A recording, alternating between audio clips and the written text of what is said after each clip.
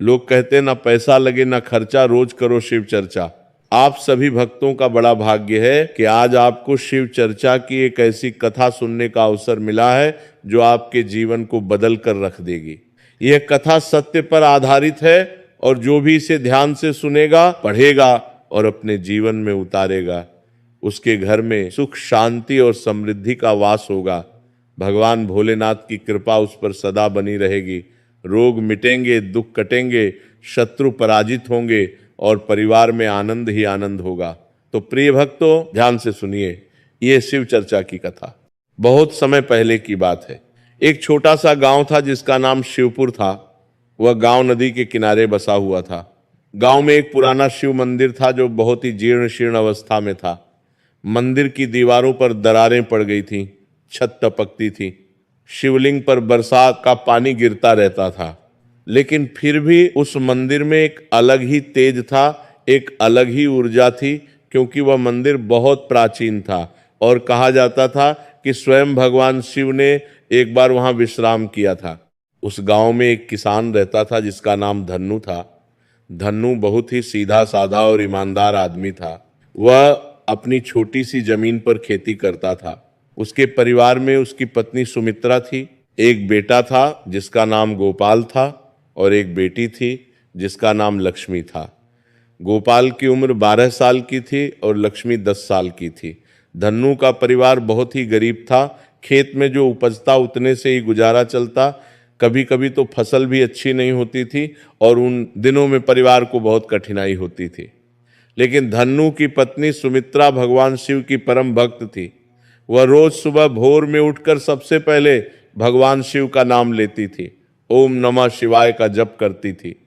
फिर वह उस पुराने जीर्ण शीर्ण मंदिर में जाती, मंदिर की सफाई करती, शिवलिंग पर जल चढ़ाती, बेलपत्र अर्पित करती और भगवान शिव की पूजा अर्चना करती थी। उसके बाद ही वह अपना कोई भी काम शुरू करती थी। सुमित्रा न केवल पूजा पाठ करती थी बल्कि वह शिव चर्चा भी बड़े मन से सुनती थी।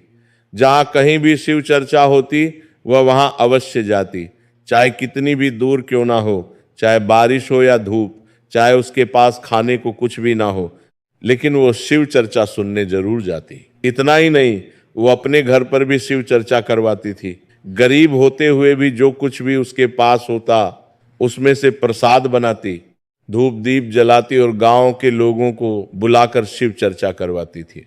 वह भगवान शिव के 3 सूत्रों का प्रतिदिन जप किया करती थी और अपने बच्चों को भी यही सिखाती थी कि बच्चों चाहे कुछ भी हो जाए, भगवान भोलेनाथ का नाम कभी मत छोड़ना। प्रिय भक्तों, सुमित्रा एक ऐसी स्त्री थी जो गरीबी में भी संतोष रखती थी। वह कभी किसी से शिकायत नहीं करती थी।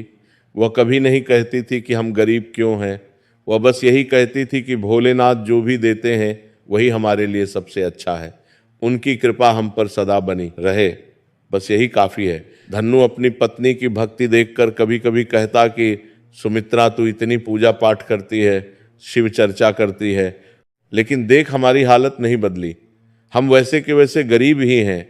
तो सुमित्रा मुस्कुरा कर कहती कि स्वामी भक्ति फल की इच्छा से नहीं करते, भक्ति तो भगवान से प्रेम है। जब भगवान का समय आएगा तो सब अच्छा होगा, आप बस विश्वास रखिए। उसी गांव में एक और आदमी रहता था जिसका नाम हरिराम था। हरिराम बहुत ही अमीर आदमी था। उसके पास बड़ी बड़ी जमीनें थीं, बहुत सारे मवेशी थे, बड़ा घर था, नौकर चाकर थे। गांव में उसकी बड़ी इज्जत थी, लोग उसके सामने हाथ जोड़कर खड़े रहते थे। हरिराम के पास सब कुछ था, लेकिन उसमें एक बहुत बड़ी कमी थी। वो बहुत ही घमंडी था। अपने धन का उसे बहुत अभिमान था। वो गरीबों को हमेशा नीचा दिखाता था, उनका मजाक उड़ाता था। कभी किसी गरीब को कोई दान नहीं देता था। उसके दरवाजे से कोई साधु संत गुजरे तो वह उन्हें भगा देता था। वो कहता था कि ये सब ढोंगी हैं, मेहनत नहीं करना चाहते इसलिए भिक्षा मांगते फिरते हैं। हरिराम धर्म कर्म में बिल्कुल भी विश्वास नहीं करता था। वो कहता था कि ये सब बकवास है, पैसा ही सबसे बड़ा भगवान है, जिसके पास पैसा है उसके पास सब कुछ है। हरिराम की पत्नी का नाम कमला था। कमला भी अपने पति की तरह ही घमंडी थी। वो गांव की औरतों से ऊंचे स्वर में बात करती थी, किसी को कुछ नहीं समझती थी। जब गांव में शिव चर्चा होती तो कमला कहती कि इन बकवास में मेरा समय बर्बाद मत करो, मुझे इन सब चीजों से कोई मतलब नहीं है। हरिराम के 2 बेटे थे। बड़े बेटे का नाम रामू था और छोटे का नाम श्यामू। दोनों बेटे भी अपने माता पिता की तरह ही घमंडी और अहंकारी थे। वह गांव के गरीब बच्चों को सताते थे, उनका मजाक उड़ाते थे। धन्नु के बेटे गोपाल को भी वो बहुत परेशान करते थे। गोपाल से कहते कि तेरे पिता के पास तो कुछ है ही नहीं, तू क्या करेगा बड़ा होकर, बस मजदूरी करेगा। लेकिन गोपाल अपनी माँ की सीख पर चलता था। वह चुपचाप सह लेता और कभी किसी से लड़ाई नहीं करता। प्रिय भक्तों, अब सुनिए क्या हुआ। एक बार गांव में बहुत बड़ा अकाल पड़ गया। बारिश हुई नहीं, खेत सूख गए, फसलें नष्ट हो गईं, नदी भी सूख गई, कुएं का पानी भी कम हो गया। गांव के लोग बहुत परेशान हो गए, सबके पास खाने पीने की किल्लत हो गई। धन्नु के खेत भी सूख गए। उसके पास तो पहले से ही कुछ नहीं था और अब अकाल ने उसकी हालत और भी खराब कर दी। उसके घर में अनाज का एक दाना भी नहीं बचा। बच्चे भूख से रोने लगे। धन्नु बेचारा इधर उधर काम ढूंढता रहा, लेकिन अकाल के समय में किसी के पास काम नहीं था। हर कोई अपनी जान बचाने में लगा हुआ था। लेकिन सुमित्रा ने अपनी पूजा नहीं छोड़ी। वह रोज सुबह उठकर भगवान शिव की पूजा करती, ओम नमः शिवाय का जप करती और शिव चर्चा करती। एक दिन धन्नु ने सुमित्रा से कहा कि सुमित्रा, अब तो हमारे बच्चे भूखे मर रहे हैं, तेरे भगवान कहाँ हैं? तू रोज पूजा करती है, शिव चर्चा करती है, लेकिन भगवान ने हमारी तरफ देखा तक नहीं। तो सुमित्रा ने बड़े ही शांत स्वर में कहा कि स्वामी भगवान सब देख रहे हैं। भोलेनाथ अपने भक्तों को कभी अकेला नहीं छोड़ते, उनका समय आएगा तो सब ठीक होगा, बस विश्वास मत खोइए। धन्नु कुछ नहीं बोला, लेकिन उसके मन में बहुत दुख था। उधर हरिराम के पास अनाज का बड़ा भंडार था। उसके गोदाम अनाज से भरे हुए थे। अकाल के समय में भी उसके घर में कोई कमी नहीं थी, लेकिन उसने गांव के किसी भी गरीब आदमी की मदद नहीं की। जब गांव के लोग उसके पास आते और कहते कि हरिराम भाई, हमारे बच्चे भूखे मर रहे हैं, हमें थोड़ा अनाज दे दो, हम बाद में लौटा देंगे, तो हरिराम कहता कि मेरा अनाज मेरी मेहनत का है, मैं किसी को मुफ्त में कुछ नहीं दूंगा। तुम लोगों ने पहले से बचत नहीं की, अब भुगतो। इतना ही नहीं, हरिराम ने अकाल का फायदा उठाकर अनाज को बहुत ऊंचे दामों पर बेचना शुरू कर दिया। जो अनाज पहले 10 रुपए किलो मिलता था, वह अब 100 रुपए किलो बेचने लगा। गरीब लोग उसके दाम चुका नहीं पाते और भूखे ही लौट जाते। एक दिन धन्नु भी मजबूर होकर हरिराम के पास गया। उसने हरिराम से कहा कि भाई, मेरे बच्चे 3 दिन से भूखे हैं, मुझे थोड़ा सा अनाज दे दो, मैं फसल आने पर तुम्हें 2 गुना लौटा दूंगा। हरिराम ने धन्नु को ऊपर से नीचे तक देखा और कहा कि धन्नु, तेरे पास तो कभी कुछ था ही नहीं, तू क्या लौटाएगा? और फिर तेरी बीवी तो बड़ी भगत है ना, शिव शिव करती रहती है, जा अपने भगवान से मांग ले अनाज, देखे तेरा भगवान तुझे खिलाता है या नहीं। ये कहकर हरिराम जोर जोर से हंसने लगा। धन्नु का सर शर्म से झुक गया, उसकी आंखों में आंसू आ गए। वह चुपचाप वहां से लौट आया। जब धन्नु घर आया तो सुमित्रा ने उसकी आंखों में आंसू देखे। उसने पूछा कि क्या हुआ स्वामी, कहाँ गए थे? धन्नु ने बताया कि वह हरिराम के पास गया था अनाज मांगने। सुमित्रा ने पूछा कि फिर क्या हुआ? धन्नु ने सारी बात बता दी कि कैसे हरिराम ने उसका अपमान किया, कैसे उसने भगवान शिव का मजाक उड़ाया। सुमित्रा ने यह सुनकर कहा कि स्वामी चिंता मत कीजिए, जो भगवान का अपमान करता है उसे भगवान स्वयं सबक सिखाते हैं, और जो भक्त सच्चे मन से भगवान की शरण में रहता है उसका भगवान हमेशा ध्यान रखते हैं। आज रात हम भूखे सो जाएंगे, लेकिन कल भगवान जरूर कोई रास्ता निकालेंगे। उस रात पूरा परिवार भूखा सोया, बच्चे रोते रोते सो गए। सुमित्रा ने रात भर भगवान शिव का नाम जपा, ओम नमः शिवाय, ओम नमः शिवाय। उसकी आंखों से आंसू बह रहे थे, लेकिन उसका विश्वास अटल था। वह जानती थी कि भोलेनाथ उसकी परीक्षा ले रहे हैं और जब सही समय आएगा तो वह अवश्य कृपा करेंगे। प्रिय भक्तों, शिवलोक में भगवान शिव और माता पार्वती ये सब देख रहे थे। माता पार्वती ने भगवान शिव से कहा कि हे प्रभु, यह सुमित्रा हमारी सच्ची भक्त है, इतनी विपदा में भी इसने अपनी भक्ति नहीं छोड़ी। यह शिव चर्चा करती है, आपके 3 सूत्रों का जप करती है, मंदिर की सेवा करती है। इसके बच्चे भूखे हैं प्रभु, हमें इसकी सहायता करनी चाहिए। भगवान शिव मुस्कुराए और बोले कि देवी, मैं सब जानता हूं, सुमित्रा की भक्ति से मैं बहुत प्रसन्न हूँ। उसकी परीक्षा का समय अब पूरा हो गया है। अब समय आ गया है कि हम उसे उसकी भक्ति का फल दें। लेकिन देवी, इसके साथ ही उस हरिराम को भी सबक सिखाना जरूरी है, जिसने मेरे भक्त का अपमान किया है और मेरा भी मजाक उड़ाया है। जो व्यक्ति धन के अहंकार में अंधा होकर गरीबों को सताता है और भगवान का उपहास करता है, उसे उसके कर्मों का फल अवश्य मिलता है। अगले दिन सुबह का समय था। सुमित्रा रोज की तरह भोर में उठी। उसने भगवान शिव का नाम लिया और मंदिर की तरफ चल पड़ी।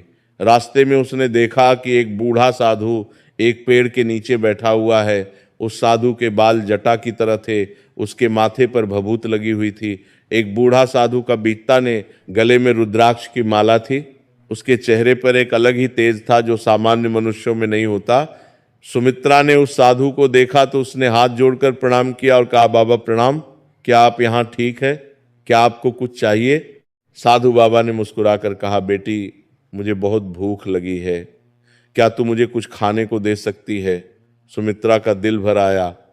उसने कहा, बाबा मेरे घर में तो अनाज का एक दाना भी नहीं है, मेरे बच्चे 3 दिन से भूखे हैं, लेकिन फिर भी बाबा आप चलिए मेरे घर, मैं कुछ ना कुछ व्यवस्था करती हूँ, मैं आपको भूखा नहीं जाने दूंगी, भगवान शिव की कसम। साधु बाबा ने कहा, बेटी तेरे अपने बच्चे भूखे हैं और तू मुझे खिलाना चाहती है। सुमित्रा ने कहा, बाबा मेरी माँ ने मुझे सिखाया था कि अतिथि देवो भव, जो अतिथि को भूखा लौटाता है उसके घर से लक्ष्मी चली जाती है। और फिर बाबा आप साधु हैं, भगवान का रूप है, मैं आपको भूखा कैसे जाने दे सकती हूँ। सुमित्रा साधु बाबा को अपने घर ले आई।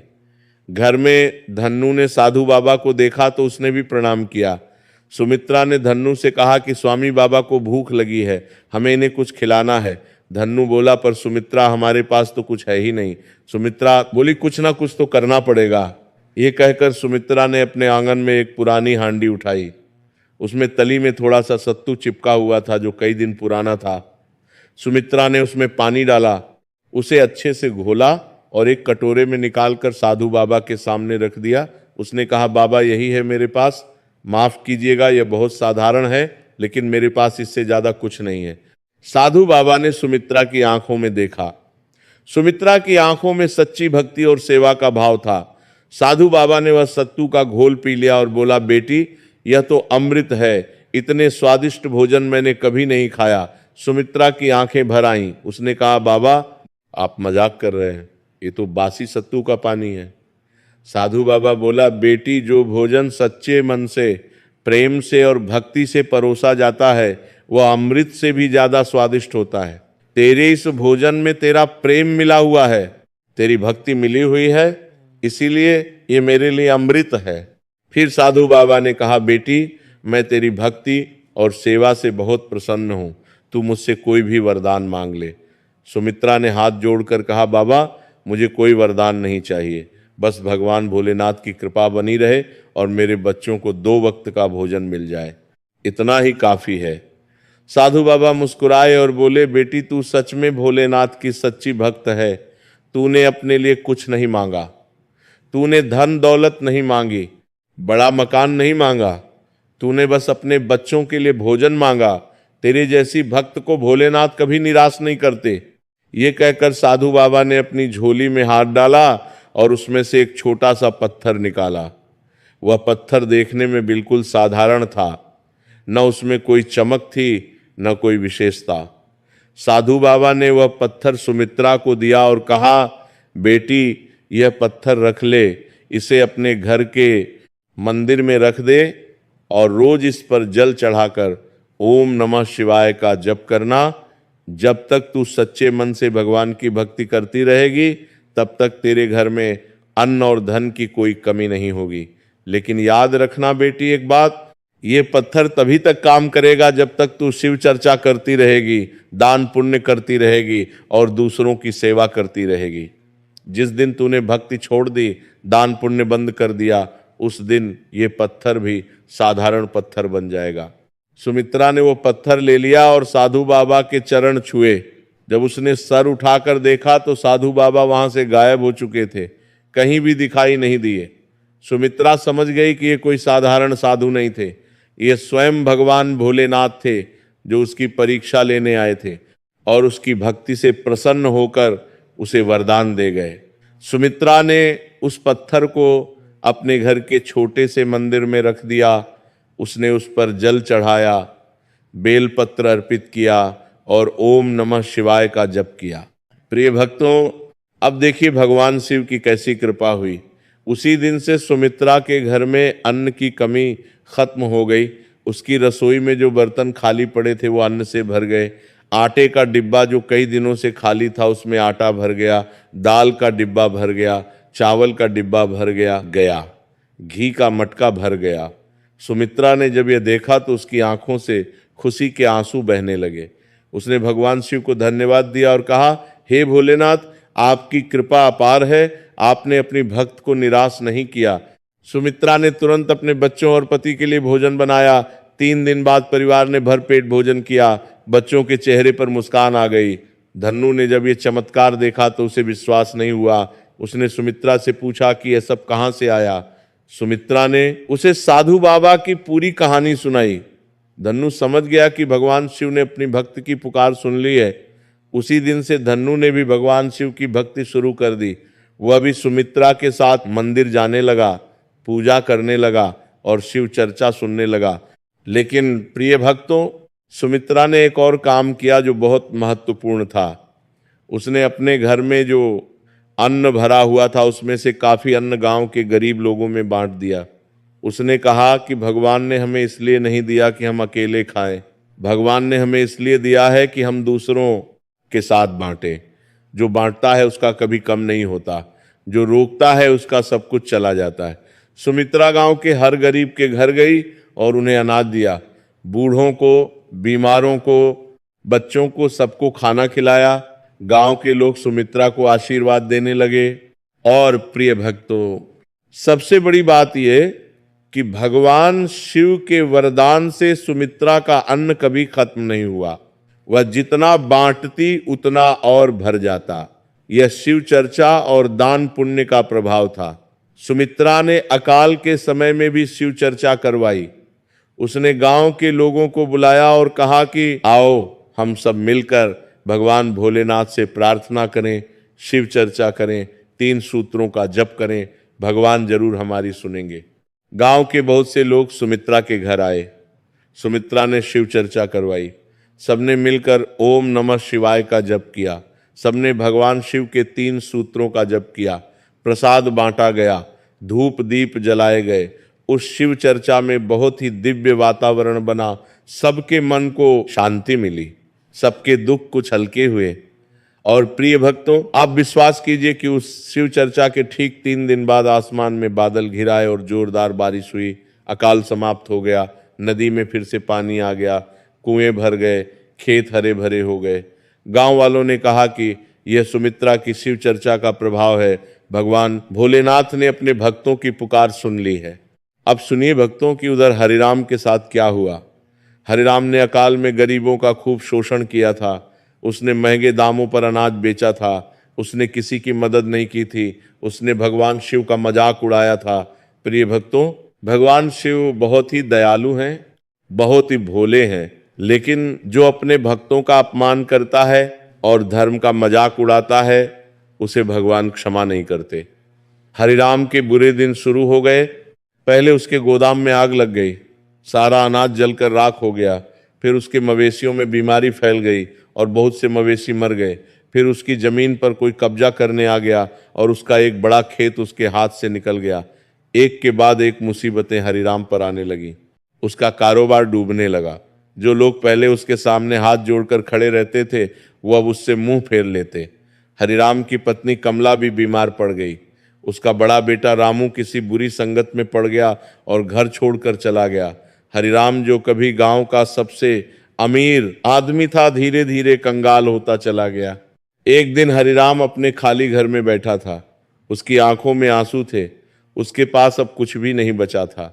उसकी पत्नी बीमार थी और उसके पास दवाई के भी पैसे नहीं थे। उसका बेटा श्यामू भी बहुत दुखी था। हरिराम को अब समझ में आ रहा था कि उसका धन का घमंड उसे कहाँ ले आया है। वो सोचने लगा कि जब मेरे पास सब कुछ था तब मैंने किसी की मदद नहीं की, मैंने गरीबों का मजाक उड़ाया, मैंने भगवान का अपमान किया, शायद इसीलिए भगवान ने मुझे यह सबक दिया है। उसी समय हरिराम के दरवाजे पर कोई आया। दरवाजा खुला तो सामने सुमित्रा खड़ी थी। उसके हाथ में एक बड़ी थाली थी जिसमें भोजन था और एक गिलास दूध था।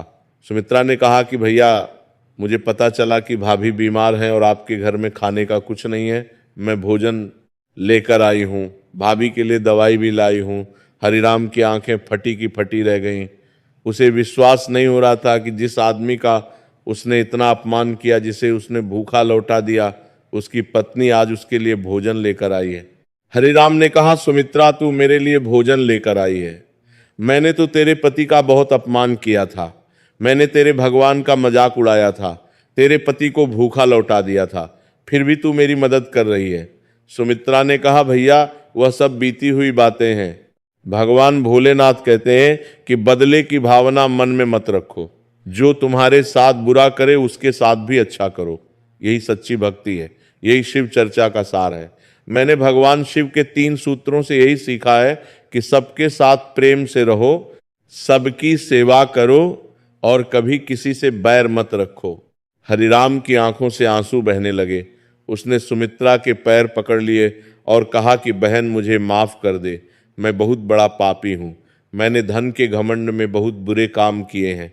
सुमित्रा ने उसे उठाया और कहा कि भैया, भगवान शिव बहुत दयालु हैं, वह अपने भक्तों को क्षमा करते हैं।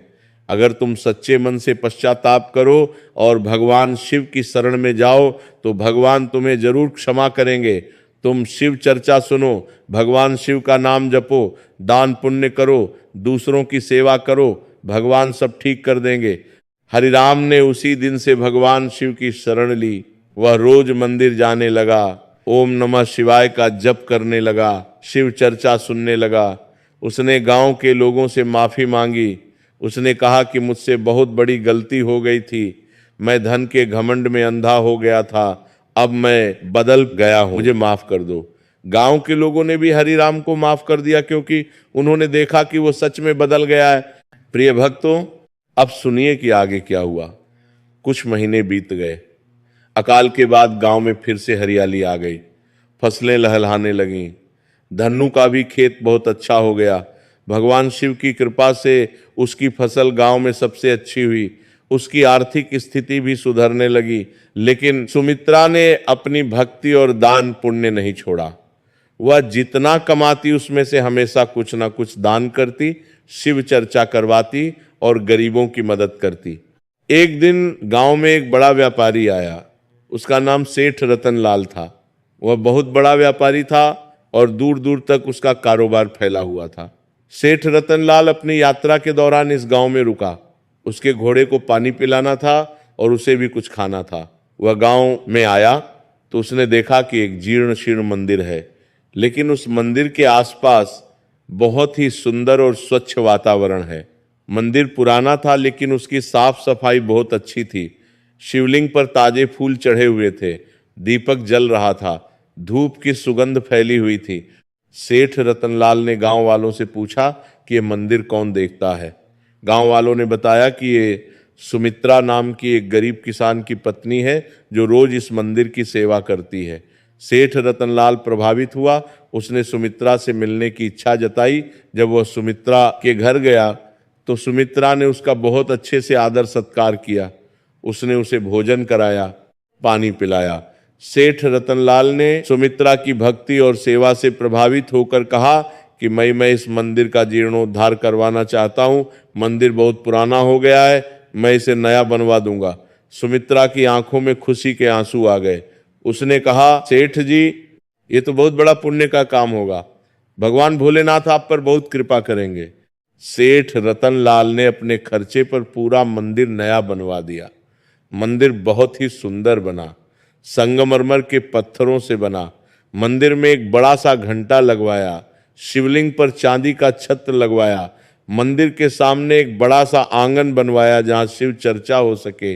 मंदिर के पास एक कुआं भी खुदवाया ताकि लोगों को पानी की कमी ना हो। गांव वाले बहुत खुश हुए।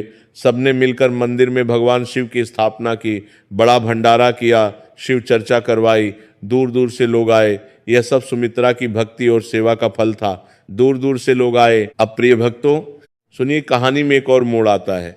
धन्नु और सुमित्रा का बेटा गोपाल अब बड़ा हो गया था। वह बहुत ही होनहार और समझदार लड़का था। उसने अपनी माँ से भक्ति और सेवा का पाठ पढ़ा था और अपने पिता से मेहनत और ईमानदारी सीखी थी। गोपाल बहुत मेहनती था। वह खेतों में काम करता, मंदिर की सेवा करता और साथ ही पढ़ाई भी करता। गांव में एक पंडित जी थे जो बच्चों को पढ़ाते थे। गोपाल उनके पास जाकर पढ़ता था। पंडित जी भी गोपाल से बहुत प्रसन्न थे। उन्होंने कहा कि यह लड़का बहुत होनहार है, ये बड़ा होकर बहुत नाम कमाएगा। गोपाल की बहन लक्ष्मी भी बड़ी हो गई थी। वह भी अपनी माँ की तरह ही भगवान शिव की भक्त थी। वह अपनी माँ के साथ मंदिर जाती, पूजा करती और शिव चर्चा सुनती। लक्ष्मी बहुत ही सुंदर और गुणवान लड़की थी। गांव की सभी महिलाएं लक्ष्मी की तारीफ करती थीं। अब सुमित्रा को लक्ष्मी की शादी की चिंता होने लगी। उसने धन्नु से कहा कि स्वामी, अब हमारी लक्ष्मी बड़ी हो गई है, उसके लिए एक अच्छा वर ढूंढना चाहिए। धन्नु ने कहा कि हाँ सुमित्रा, तू ठीक कह रही है, लेकिन हम गरीब लोग हैं, कौन अपने बेटे की शादी हमारी बेटी से करेगा। सुमित्रा ने कहा कि स्वामी, भगवान भोलेनाथ पर भरोसा रखिए, जो भगवान ने अब तक किया है वह आगे भी करेंगे। प्रिय भक्तों, भगवान शिव अपने भक्तों का पूरा ध्यान रखते हैं। कुछ दिन बाद एक पड़ोसी गांव से एक संदेश आया। उस गांव के एक सम्मानित परिवार ने लक्ष्मी के बारे में सुना था। उन्होंने अपने बेटे के लिए लक्ष्मी का हाथ मांगा। वह परिवार बहुत ही धार्मिक और सुशील परिवार था। उनका बेटा भी बहुत अच्छा लड़का था। सुमित्रा और धन्नु बहुत खुश हुए, लेकिन सुमित्रा ने एक शर्त रखी कि हमारी बेटी भगवान शिव की भक्त है और हम चाहते हैं कि उसके ससुराल में भी शिव चर्चा हो, शिव पूजा हो। लड़के के परिवार ने खुशी खुशी यह शर्त मान ली, क्योंकि वह स्वयं भी भगवान शिव के भक्त थे। लक्ष्मी की शादी बड़ी धूमधाम से हुई। सुमित्रा ने शादी में बड़ी शिव चर्चा करवाई, गांव भर के लोगों को भोजन कराया, दान पुण्य किया, गरीबों को कपड़े बांटे। शादी में हरिराम भी आया। वह पूरी तरह बदल चुका था। उसने भी शादी में खूब सेवा की, भंडारे में मदद की। लोगों ने देखा कि हरिराम कितना बदल गया है। जो कभी गरीबों को दुत्कारता था वह अब उनकी सेवा कर रहा है। ये सब शिव चर्चा का प्रभाव था। शादी के बाद लक्ष्मी अपने ससुराल चली गई। वो अपने ससुराल में भी बहुत खुश थी। उसने वहां भी शिव चर्चा शुरू करवा दी। उसके ससुराल में भी सुख, शांति और समृद्धि बढ़ने लगी। लक्ष्मी के सास ससुर बहुत खुश थे कि उन्हें ऐसी बहू मिली है। अब सुनिए भक्तों, एक दिन क्या हुआ। गोपाल अब युवा हो चुका था। वो बहुत ही समझदार और होनहार युवक बन गया था। एक दिन गोपाल अपने खेत में काम कर रहा था। तभी उसने देखा कि एक बूढ़ा आदमी सड़क के किनारे गिरा हुआ है। गोपाल दौड़कर उसके पास गया। उसने देखा कि वह बूढ़ा आदमी बहुत कमजोर है और बेहोश पड़ा हुआ है। गोपाल ने उसे उठाया और अपने कंधे पर लाद कर अपने घर ले आया। सुमित्रा ने उस बूढ़े आदमी के मुंह पर पानी छिड़का। उसे होश आया। फिर सुमित्रा ने उसे गर्म दूध पिलाया और भोजन कराया। जब उस बूढ़े आदमी को होश आया तो उसने बताया कि वह बहुत दूर से आ रहा है। उसका नाम विश्वनाथ है। वह एक बड़े नगर का व्यापारी था, लेकिन उसके साथ रास्ते में डाकुओं ने लूटपाट की और उसे मारकर छोड़ दिया। उसका सब कुछ लूट लिया गया। वह बेसहारा हो गया। कई दिनों से भूखा प्यासा भटक रहा था। सुमित्रा ने कहा कि बाबा, आप चिंता मत कीजिए, जब तक आप ठीक नहीं हो जाते तब तक आप हमारे घर रहिए। ये भगवान भोलेनाथ का घर है, यहाँ किसी को कोई कमी नहीं होगी। विश्वनाथ कई दिनों तक धन्नु के घर रहा। सुमित्रा ने उसकी बहुत सेवा की, उसे भोजन कराया, दवाई दी, उसकी देखभाल की। विश्वनाथ धीरे धीरे ठीक हो गया। वह सुमित्रा की सेवा और भक्ति से बहुत प्रभावित हुआ। उसने कहा कि बेटी, तुमने मेरी जान बचाई है, मैं तुम्हारा यह उपकार कभी नहीं भूलूंगा। सुमित्रा ने कहा कि बाबा, यह उपकार नहीं है, यह तो भगवान भोलेनाथ की सेवा है। जो कोई भी हमारे दरवाजे पर आता है वह भगवान का ही रूप है। विश्वनाथ ने कहा कि बेटी, मैं तुम्हारे बेटे गोपाल को देख रहा हूँ, वह बहुत होनहार और मेहनती है। मेरा कारोबार बड़े नगर में है, मैं चाहता हूं कि गोपाल मेरे साथ नगर चले और मेरे कारोबार में मेरी मदद करे। मैं उसे अपने बेटे की तरह रखूंगा। सुमित्रा और धन्नु ने इस बारे में सोचा। सुमित्रा ने भगवान शिव से प्रार्थना की। फिर उन्होंने गोपाल को विश्वनाथ के साथ नगर भेज दिया। लेकिन सुमित्रा ने गोपाल से कहा कि बेटा, तू कहीं भी जाए कभी भगवान भोलेनाथ का नाम मत छोड़ना। रोज ओम नमः शिवाय का जप करना, शिव चर्चा करना, दान पुण्य करना, किसी से बैर मत रखना, किसी के साथ बुरा मत करना और कभी भी धन का घमंड मत करना। गोपाल ने अपनी मां को वचन दिया कि वह ऐसा ही करेगा। गोपाल विश्वनाथ के साथ बड़े नगर में चला गया। वहां विश्वनाथ ने उसे अपने कारोबार में लगा दिया। गोपाल बहुत मेहनती और ईमानदार था। उसने कारोबार को बहुत अच्छे से संभाला। धीरे धीरे विश्वनाथ का कारोबार फिर से बढ़ने लगा। गोपाल की ईमानदारी और मेहनत से कारोबार पहले से भी ज्यादा बड़ा हो गया। विश्वनाथ बहुत खुश था। उसने गोपाल को अपने कारोबार में हिस्सेदार बना दिया। गोपाल अब अमीर होने लगा, लेकिन उसने अपनी मां की सीख नहीं भूली। वह रोज भगवान शिव की पूजा करता, ओम नमः शिवाय का जप करता, शिव चर्चा करता और गरीबों की मदद करता। उसने नगर में भी एक शिव मंदिर बनवाया और वहां रोज शिव चर्चा होती थी। प्रिय भक्तों, गोपाल ने अपनी मां की सीख पर चलते हुए कभी भी धन का घमंड नहीं किया। वो हमेशा सबके साथ प्रेम से बोलता, गरीबों की मदद करता, साधु संतों का आदर करता, भूखों को भोजन कराता। यही शिव चर्चा का सच्चा फल है। जो व्यक्ति शिव चर्चा करता है, शिव चर्चा सुनता है और अपने जीवन में उन सूत्रों को अपनाता है, वह कभी गलत रास्ते पर नहीं जाता। अब सुनिए भक्तों कि गोपाल की शादी का समय आया। विश्वनाथ ने गोपाल के लिए अपनी भतीजी का रिश्ता रखा। विश्वनाथ की भतीजी का नाम राधा था। राधा बहुत ही सुंदर, गुणवान और धार्मिक लड़की थी। वह भी भगवान शिव की भक्त थी। सुमित्रा और धन्नु को बुलाया गया। जब सुमित्रा ने राधा को देखा तो बहुत खुश हुई। उसने कहा कि यह तो भगवान भोलेनाथ ने स्वयं हमारे लिए बहू चुनी है। गोपाल और राधा की शादी बड़ी धूमधाम से हुई। शादी में बड़ी शिव चर्चा करवाई गई, भंडारा किया गया, गरीबों को दान दिया गया। शादी के बाद गोपाल और राधा बहुत सुखी जीवन बिताने लगे। गोपाल का कारोबार और बढ़ता गया, लेकिन गोपाल ने कभी अपने गांव को नहीं भूला। वह हर महीने अपने गांव आता, अपने माता पिता से मिलता, मंदिर में दर्शन करता और शिव चर्चा करवाता। उसने गांव में एक पाठशाला भी खुलवाई ताकि गांव के बच्चे पढ़ सकें। उसने गांव में एक धर्मशाला भी बनवाई ताकि आने जाने वाले यात्रियों को ठहरने की जगह मिल सके। उसने गांव की सड़कें ठीक करवाई, कुएं खुदवाए। गांव वालों ने गोपाल को बहुत आशीर्वाद दिया। अब सुनिए प्रिय भक्तों कि अब हरिराम की क्या स्थिति हो गई थी। हरिराम का सब कुछ खत्म हो गया था। उसके पास कुछ भी नहीं बचा था। उसका बड़ा बेटा रामू घर छोड़कर भाग गया था। उसकी पत्नी कमला बीमार थी। उसका छोटा बेटा श्यामू भी बहुत दुखी था। हरिराम अब सच में बदल गया था। वह रोज मंदिर जाता, भगवान शिव की पूजा करता, शिव चर्चा सुनता और गरीबों की जो भी सेवा कर सकता था वह करता। उसके पास कुछ भी नहीं था, लेकिन वह अपने शरीर से सेवा करता, मंदिर की सफाई करता, बीमारों की सेवा करता, बुजुर्गों की मदद करता। एक दिन गोपाल गांव आया। उसने हरिराम की हालत देखी। गोपाल को हरिराम पर दया आ गई। गोपाल ने अपनी मां सुमित्रा से कहा कि मां, हरिराम काका बहुत बुरी हालत में है, क्या हम उनकी कुछ मदद कर सकते हैं? सुमित्रा ने कहा कि बेटा, बिल्कुल हम उनकी मदद करेंगे। भगवान भोलेनाथ कहते हैं कि जो सच्चे मन से पश्चाताप करे और भगवान की शरण में आए, उसे कभी ठुकराना नहीं चाहिए। हरिराम ने अब सच में बदल लिया है। वह अब सच्चा भक्त बन गया है। हमें उसकी मदद करनी चाहिए। गोपाल ने हरिराम के बेटे श्यामू को अपने कारोबार में काम दे दिया। उसने हरिराम की पत्नी कमला के इलाज का पूरा खर्चा उठाया।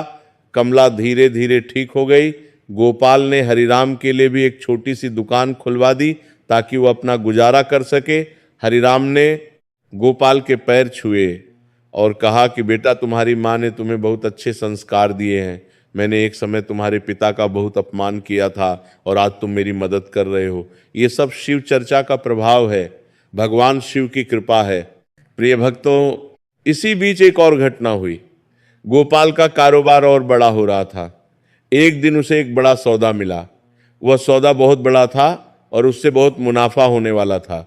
लेकिन उस सौदे में एक समस्या थी। जिस व्यापारी के साथ गोपाल को सौदा करना था वह बेईमान था। उसने गोपाल से कहा कि इस सौदे में हमें कुछ गलत काम करना होगा, हमें कुछ लोगों को धोखा देना होगा, तभी यह सौदा सफल होगा और हम दोनों को बहुत मुनाफा होगा। गोपाल ने उस व्यापारी की बात सुनी और कुछ देर सोचा। सौदा बहुत बड़ा था और मुनाफा भी बहुत ज्यादा था। कोई और होता तो शायद लालच में आ जाता, लेकिन गोपाल ने अपनी माँ की सीख याद की। सुमित्रा ने उसे सिखाया था कि बेटा, कभी भी बेईमानी का पैसा मत कमाना। बेईमानी का पैसा कभी फलता नहीं है। ईमानदारी का रास्ता कठिन होता है, लेकिन अंत में ईमानदार ही जीतता है। गोपाल ने उस व्यापारी से कहा कि भाई, मैं ये सौदा नहीं करूंगा, मैं बेईमानी का काम नहीं कर सकता।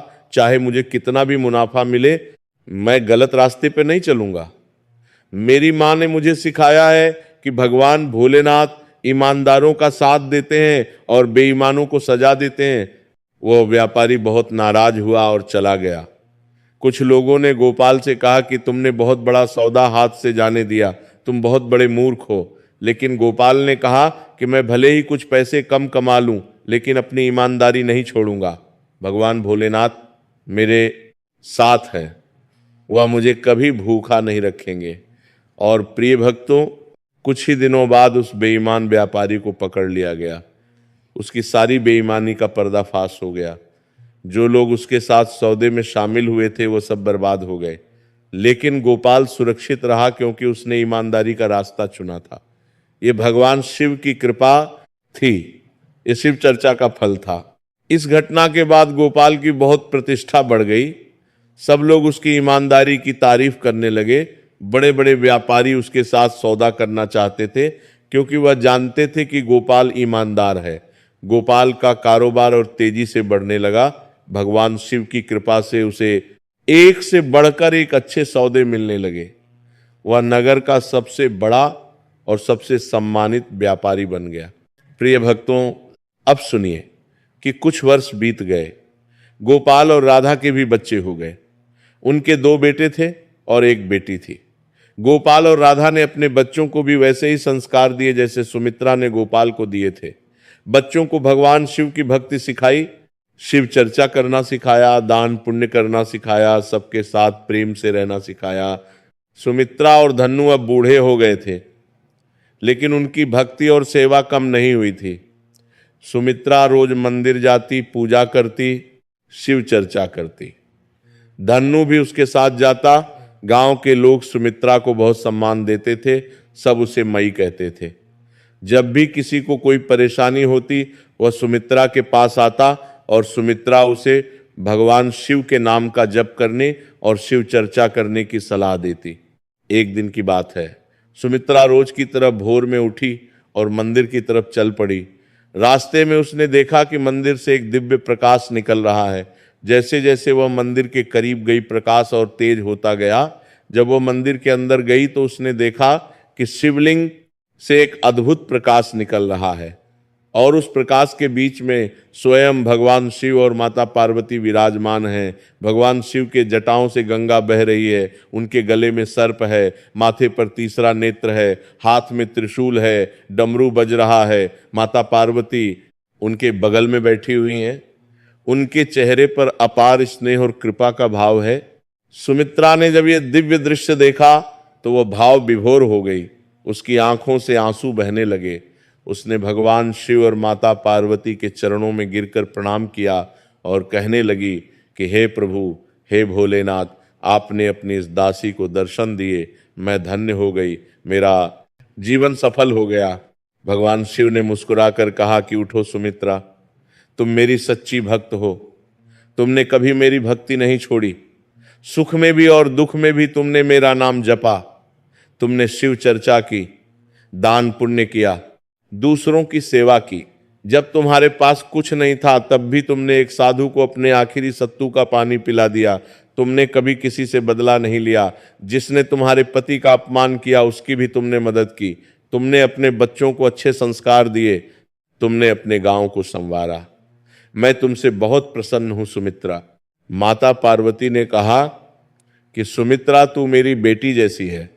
तूने वह सब किया है जो एक सच्ची भक्त को करना चाहिए। तू शिव चर्चा करती है, 3 सूत्रों का जप करती है, दान पुण्य करती है। तेरे घर में कभी कोई कमी नहीं आएगी। तेरे बच्चों पर हमारा आशीर्वाद सदा बना रहेगा। फिर भगवान शिव ने कहा कि सुमित्रा, मैं तुम्हें 3 बातें बताना चाहता हूं जो हर भक्त को याद रखनी चाहिए। पहली बात यह कि भक्ति कभी फल की इच्छा से मत करो। सच्ची भक्ति वह है जो बिना किसी स्वार्थ के हो।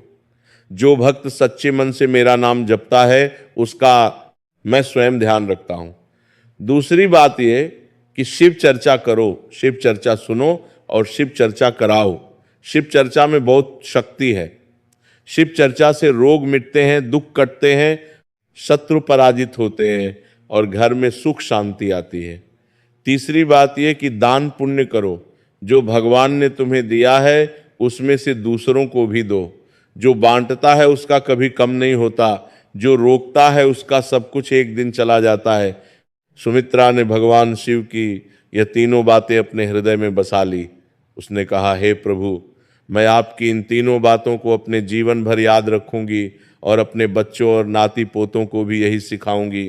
फिर भगवान शिव और माता पार्वती अंतर्धान हो गए। मंदिर में फिर से सामान्य अंधेरा छा गया, लेकिन सुमित्रा के चेहरे पर एक दिव्य प्रकाश था। उसका शरीर एक अलग ही ऊर्जा से भर गया था। सुमित्रा ने उसी दिन गांव में बड़ी शिव चर्चा करवाई। उसने गांव के सभी लोगों को बुलाया और उन्हें भगवान शिव के दर्शन की कहानी सुनाई। उसने भगवान शिव की 3 बातें सबको बताई। गांव के लोग भाव विभोर हो गए। सबके मन में भक्ति का भाव जाग उठा। उस दिन से गांव में और भी ज्यादा शिव चर्चा होने लगी। लोग रोज मंदिर जाने लगे, ओम नमः शिवाय का जप करने लगे, दान पुण्य करने लगे।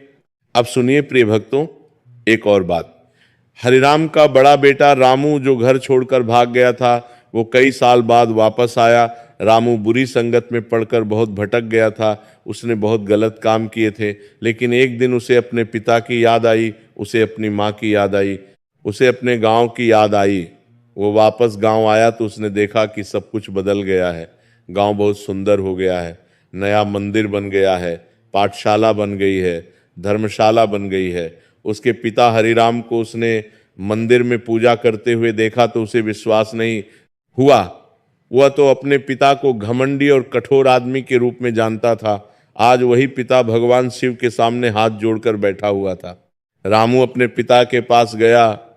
हरिराम ने अपने बेटे को देखा तो उसकी आंखों में आंसू आ गए। उसने रामू को गले लगा लिया और कहा कि बेटा, तू कहाँ चला गया था? मैं तुझे बहुत ढूंढा। रामू ने कहा कि पिताजी, मुझे माफ कर दो, मैं बहुत गलत रास्ते पर चला गया था, लेकिन अब मैं वापस आ गया हूँ, मुझे सुधरने का एक मौका दो। हरिराम ने कहा कि बेटा, भगवान शिव बहुत दयालु हैं।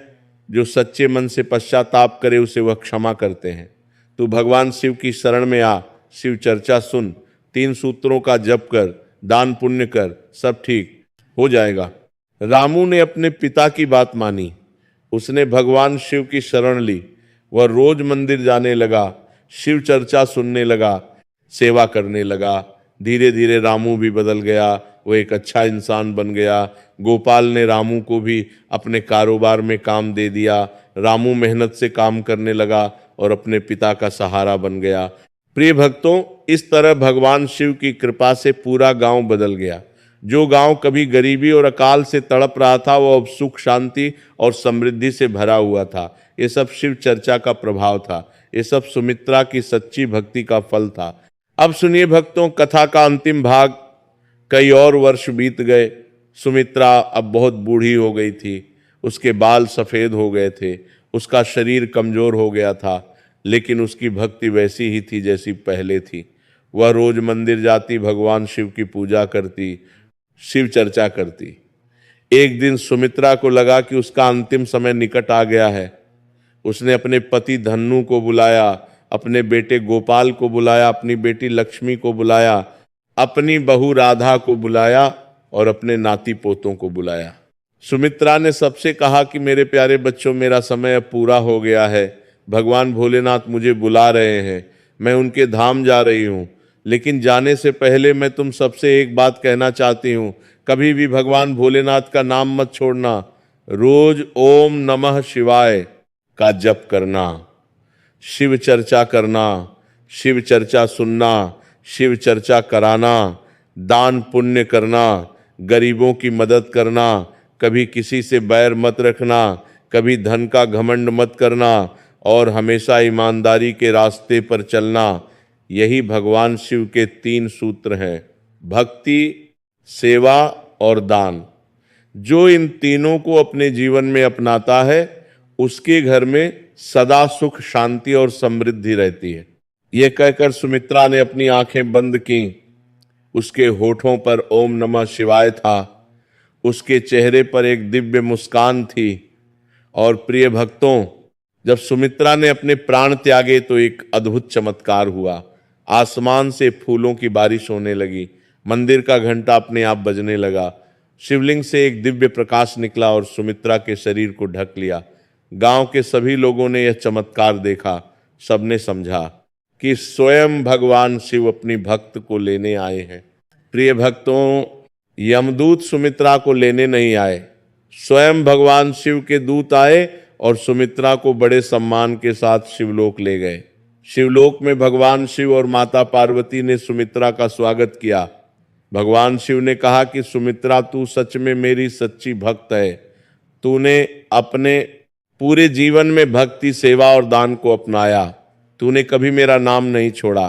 तूने शिव चर्चा का प्रचार किया। तूने दूसरों की सेवा की। तेरे कारण पूरा गांव बदल गया। तू शिवलोक में सदा सुख से रहेगी।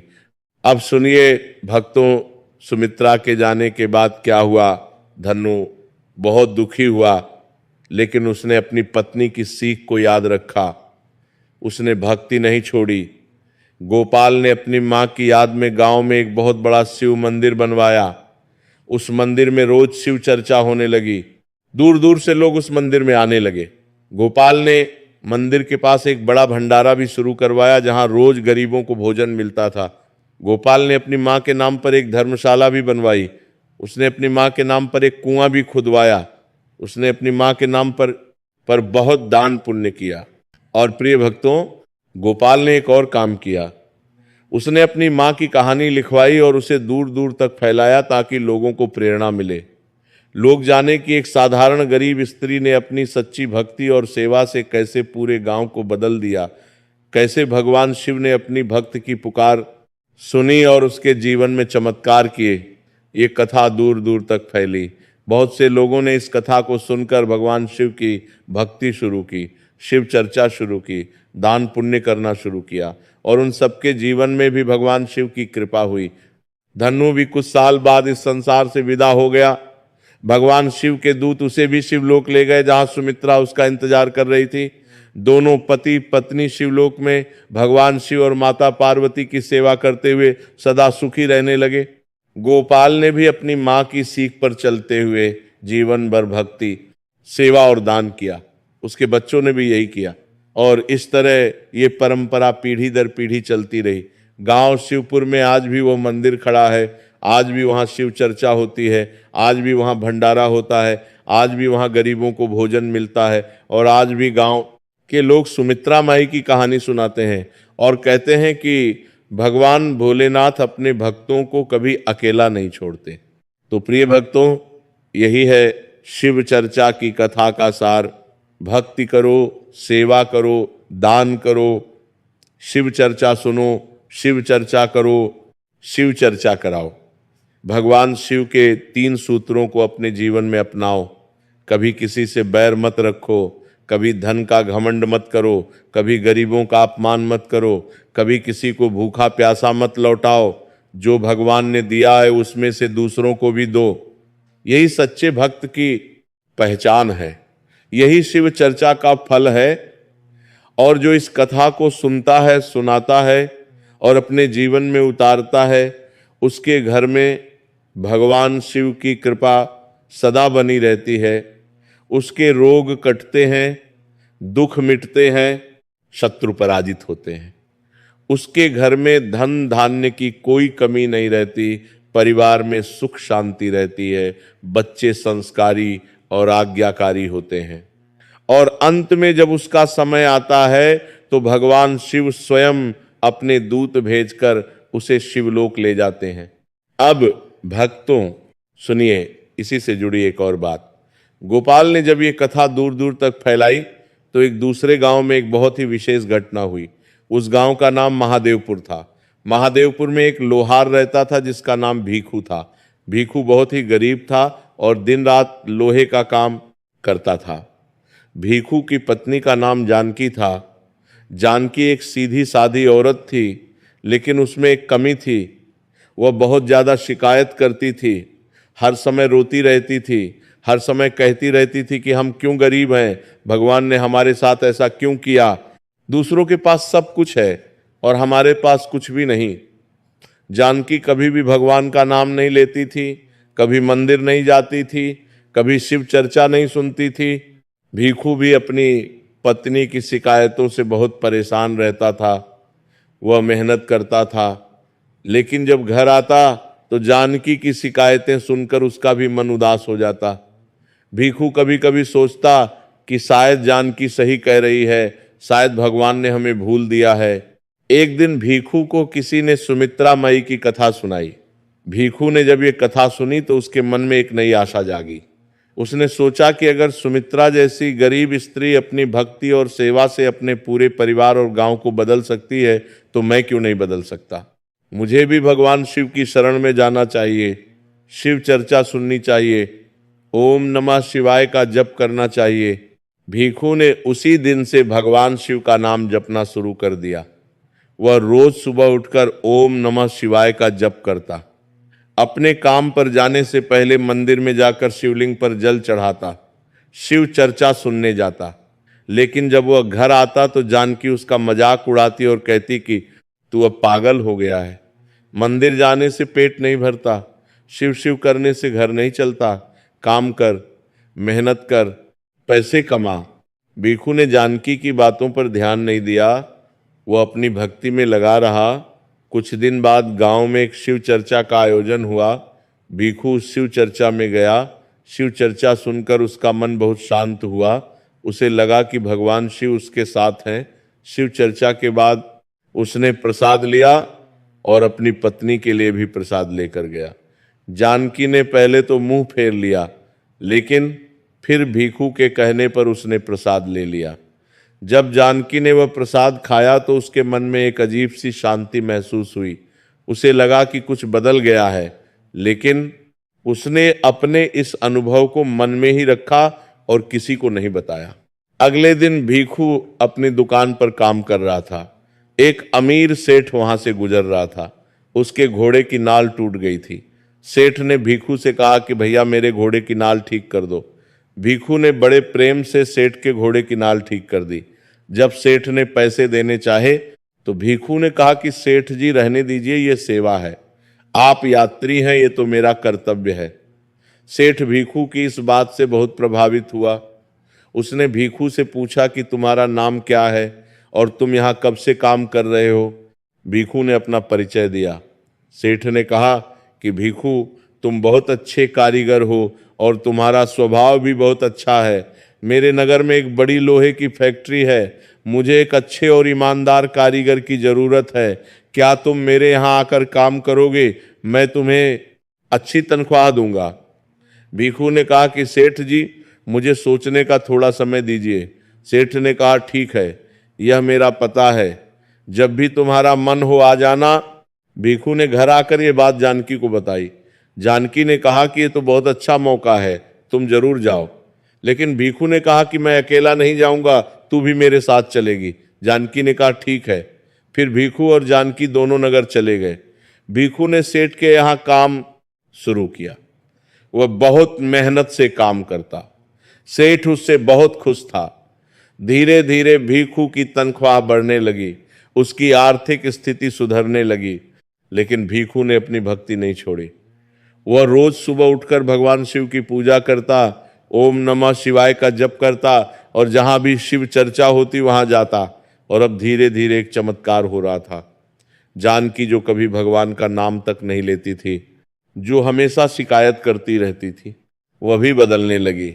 उसने देखा कि जब से भीखू ने भगवान शिव की भक्ति शुरू की है, तब से उनके घर में सब अच्छा हो रहा है। पहले जो गरीबी थी वह धीरे धीरे कम हो रही है, पहले जो दुख था वह मिट रहा है। जानकी ने सोचा कि शायद सच में भगवान शिव की कृपा हो रही है। एक दिन जानकी ने भीखू से कहा कि स्वामी, मैं भी आपके साथ मंदिर चलना चाहती हूँ। भीखू बहुत खुश हुआ। उसने कहा कि जानकी, तू आज बहुत अच्छा फैसला ले रही है, चल मेरे साथ। उस दिन से जानकी भी भीखू के साथ मंदिर जाने लगी। वह भी भगवान शिव की पूजा करने लगी, ओम नमः शिवाय का जप करने लगी, शिव चर्चा सुनने लगी। और प्रिय भक्तों, जैसे ही जानकी ने भक्ति शुरू की, वैसे ही उसकी शिकायतें बंद हो गईं, उसके मन में शांति आ गई, उसने रोना बंद कर दिया, वह अब खुश रहने लगी, वह अब दूसरों की मदद करने लगी, वह अब दान पुण्य करने लगी। ये सब शिव चर्चा का प्रभाव था। भीखू का कारोबार और बढ़ता गया। सेठ ने उसे अपना साझेदार बना लिया। भीखू अब एक सम्मानित व्यापारी बन गया, लेकिन उसने कभी अपनी भक्ति नहीं छोड़ी। उसने नगर में भी एक शिव मंदिर बनवाया, वहां रोज शिव चर्चा होने लगी। भीखू रोज भंडारा करवाता, गरीबों को भोजन कराता, साधु संतों की सेवा करता। एक दिन भीखू और जानकी शिवपुर गांव गए। उन्होंने वहां सुमित्रा माई की कथा सुनी, जो गांव के लोग सुनाते थे। भीखू और जानकी ने उस मंदिर में भगवान शिव की पूजा की, जो गोपाल ने अपनी मां की याद में बनवाया था। भीखू ने गोपाल से मिलकर उसका धन्यवाद किया और कहा कि भाई, तुम्हारी मां की कथा ने मेरा जीवन बदल दिया। मैं एक गरीब लोहार था जो अपनी किस्मत को कोसता रहता था, लेकिन सुमित्रा माई की कथा ने मुझे रास्ता दिखाया। भगवान शिव की कृपा से आज मैं सुखी हूँ, संपन्न हूँ और संतुष्ट हूँ। गोपाल ने भीखू को गले लगाया और कहा कि भाई, ये सब भगवान भोलेनाथ की कृपा है। मेरी माँ कहती थी कि शिव चर्चा की कथा जो सुनता है उसका जीवन बदल जाता है। आज तुमने ये सच साबित कर दिया। प्रिय भक्तों, इस प्रकार शिव चर्चा की यह कथा एक से दूसरे, दूसरे से तीसरे तक पहुंचती गई और बहुत से लोगों के जीवन बदलते गए।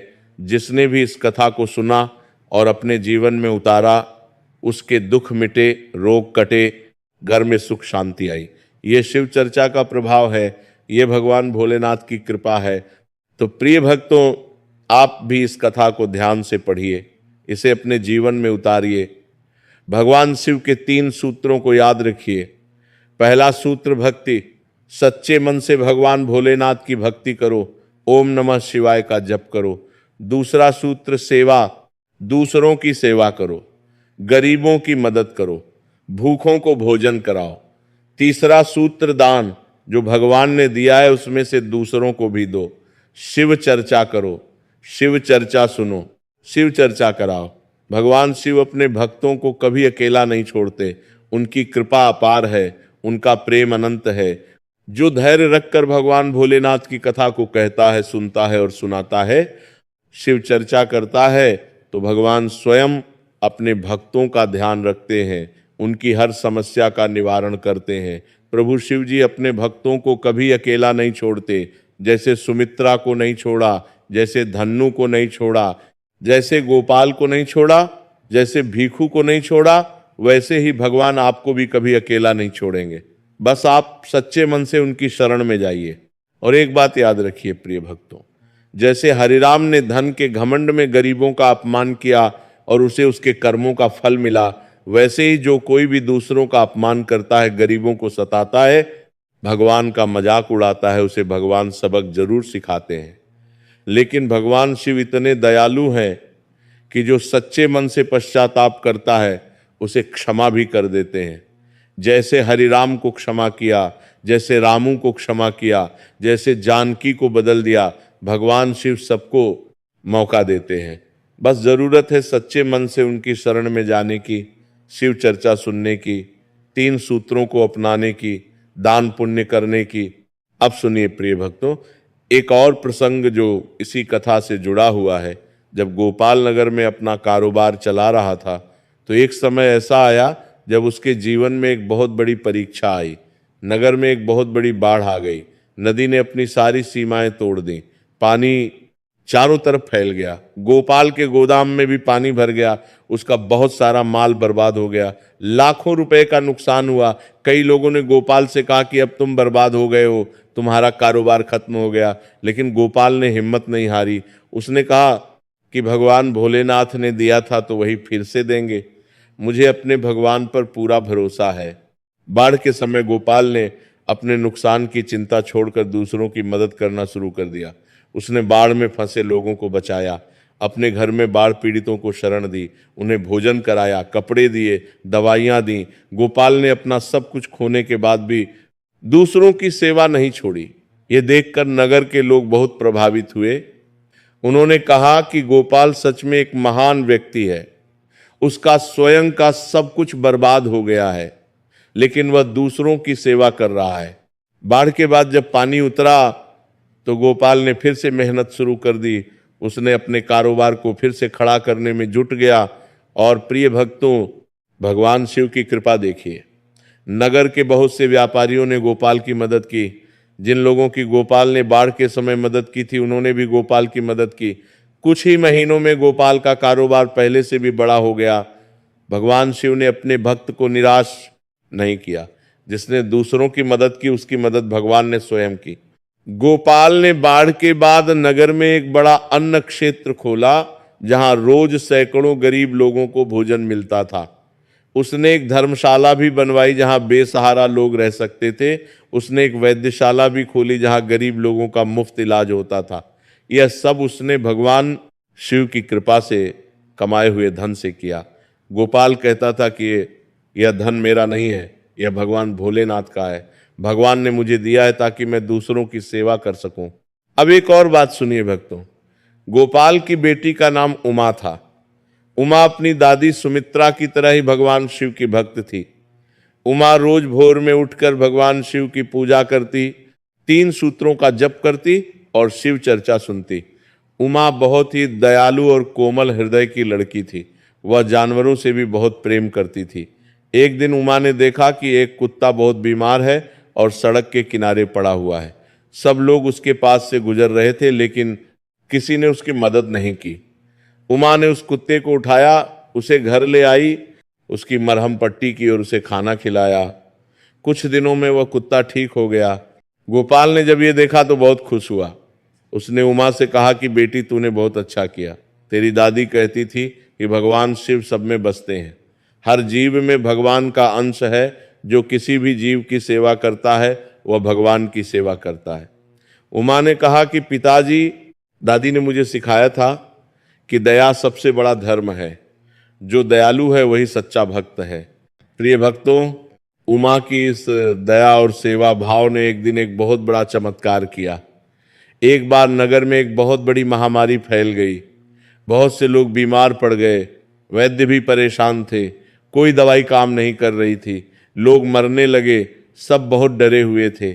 उमा ने देखा कि बहुत से लोग पीड़ित हैं और कोई उनकी मदद नहीं कर रहा।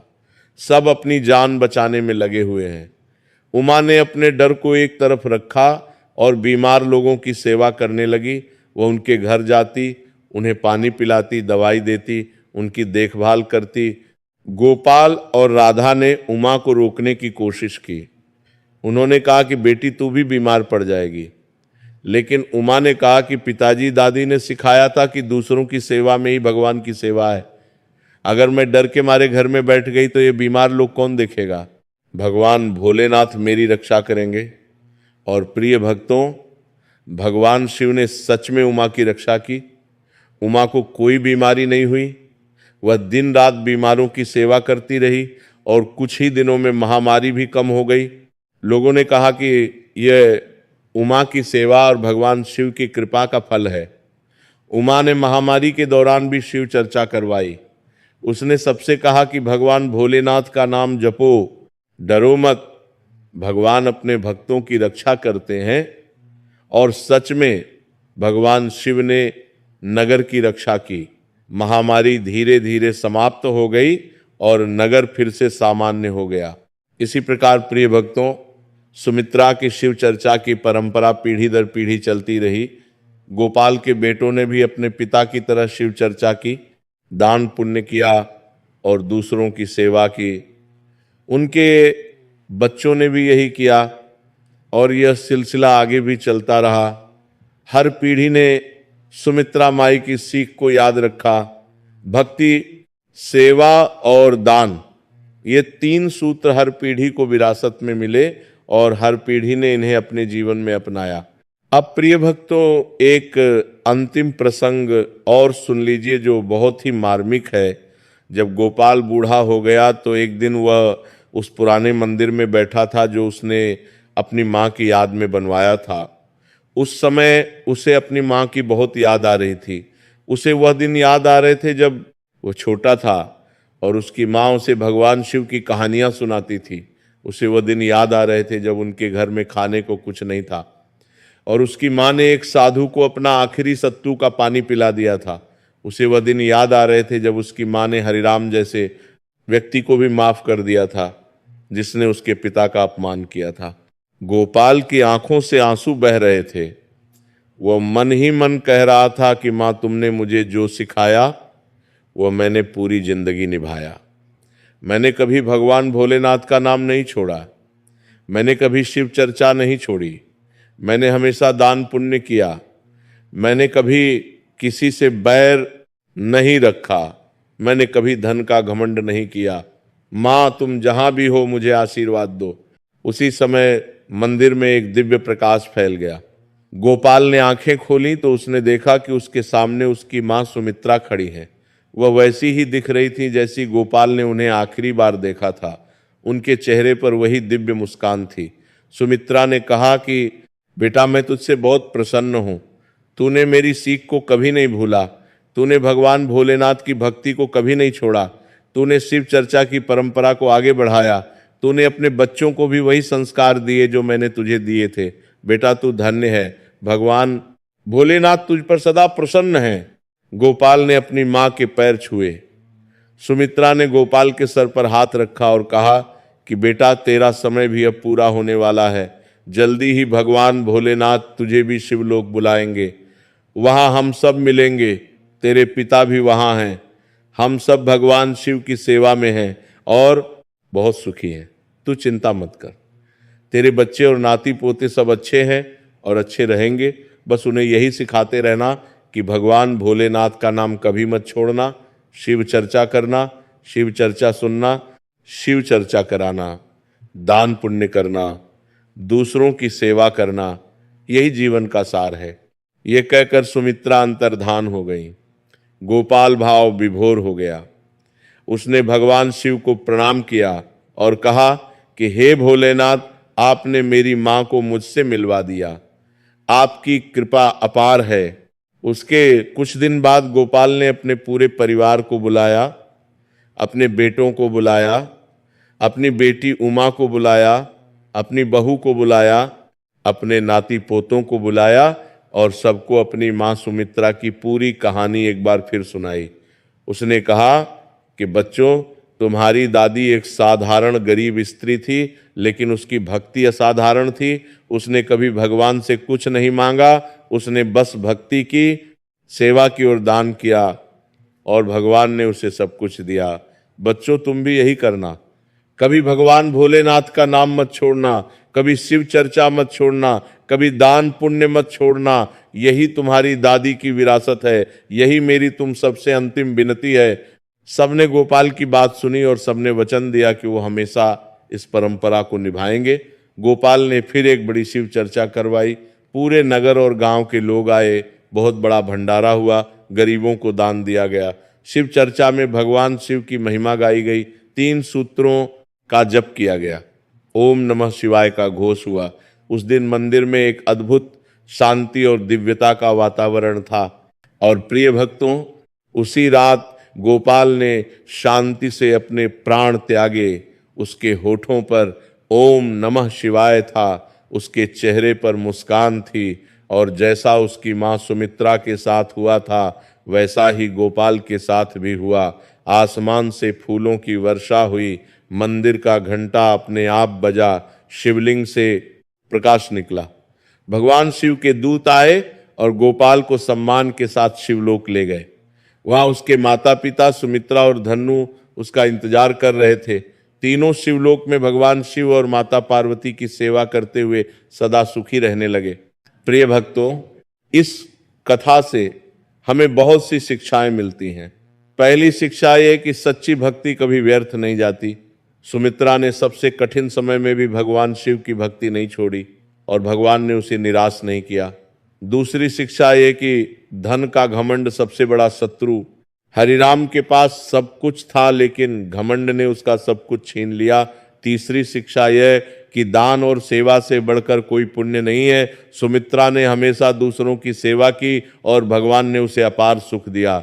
चौथी शिक्षा यह कि बदले की भावना कभी मत रखो। सुमित्रा ने हरिराम को क्षमा किया और उसकी मदद की, यही सच्चे भक्त की पहचान है।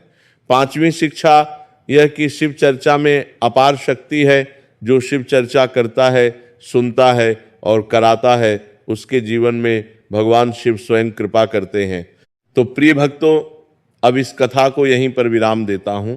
और हाँ भक्तों, एक बात और याद रखिए, इस कथा में आपने देखा कि सुमित्रा ने कैसे अपनी सच्ची भक्ति से अपना पूरा जीवन बदल दिया।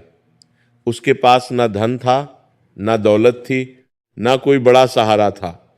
उसके पास बस एक चीज थी और वह थी भगवान भोलेनाथ में अटूट विश्वास, और यही विश्वास उसकी सबसे बड़ी ताकत बना।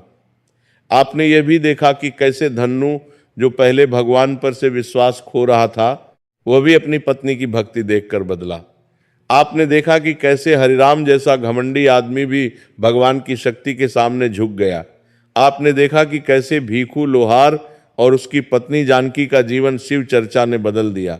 ये सब इसलिए हुआ क्योंकि शिव चर्चा में वह शक्ति है जो पत्थर दिल को भी पिघला दे।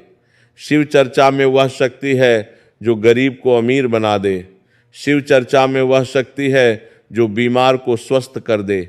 शिव चर्चा में वह शक्ति है जो दुश्मन को भी दोस्त बना दे। बस शर्त एक ही है कि भक्ति सच्ची होनी चाहिए, मन में कोई छल कपट नहीं होना चाहिए, भक्ति निस्वार्थ होनी चाहिए, दान बिना किसी दिखावे के होना चाहिए, सेवा बिना किसी अपेक्षा के होनी चाहिए। जो व्यक्ति इन बातों को अपने जीवन में उतारता है वह सच में भगवान शिव का प्रिय भक्त बन जाता है। और भगवान शिव अपने प्रिय भक्तों को कभी निराश नहीं करते। वह उनके हर सुख दुख में साथ रहते हैं, वह उनकी हर समस्या का समाधान करते हैं, वह उन्हें हर विपदा से बचाते हैं। और अंत में जब उनका समय पूरा होता है तो वह उन्हें शिवलोक में स्थान देते हैं, जहाँ कोई दुख नहीं है, कोई कष्ट नहीं है, बस आनंद ही आनंद है। तो भक्तों, आज से ही शिव चर्चा शुरू कर दीजिए। ओम नमः शिवाय का जप शुरू कर दीजिए, दान पुण्य शुरू कर दीजिए, दूसरों की सेवा शुरू कर दीजिए। देर मत कीजिए क्योंकि जीवन अनिश्चित है, कल का किसी को पता नहीं। जो आज कर सकते हो वह आज ही करो। भगवान भोलेनाथ की कृपा आप सब पर सदा बनी रहे। आपके परिवार में सुख शांति और समृद्धि का वास हो। आपके रोग कटें, दुख मिटें, शत्रु पराजित हों, आपके बच्चे संस्कारी और आज्ञाकारी हों, आपके घर में अन्न धन की कभी कमी ना हो। और जब आपका समय पूरा हो तो भगवान शिव स्वयं आपको शिवलोक में स्थान दें। यही मेरी भगवान भोलेनाथ से प्रार्थना है। तो प्रेम से बोलिए, उमापति शिव शंकर भगवान की जय, माता पार्वती की जय, शिव गुरु भगवान की जय, गणेश कार्तिकेय भगवान की जय। ओम नमः शिवाय, ओम नमः शिवाय, ओम नमः शिवाय।